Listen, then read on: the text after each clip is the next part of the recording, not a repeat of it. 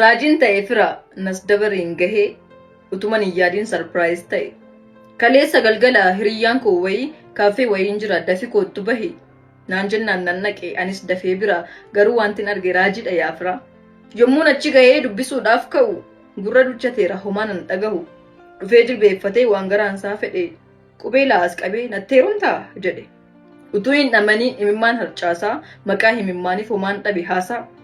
Salphisuu irra jedheen himimmaan harcaase tole ittiin jedheen dubbadhe gad baase. Innis gammachuudhaan quba kootti dire ofitti naqabee gammachuu naaf fire. Narratti gadhiise gammachuusa guddaa. Adda koo morma koo dhungate waan hundaa. Akkan dhungadhuudhaaf yoo garaansaa fedhu yommuun dhungachuudhaaf adda isaatti jedhu. Kanuma gidduuttiin qorree bishaan ta'e guh jedhe addi koo girgiddaan na dhahe. Yommuun bitit jedhu dammaqu yaa fira tiraasii hammadheen abjuu keessa jira. Idaa girgiddaa kun dhum'aa gochaa jira. Reefuman dammaqee akkan itti nahe baga dhugaan tahin baga abjuu ta'e.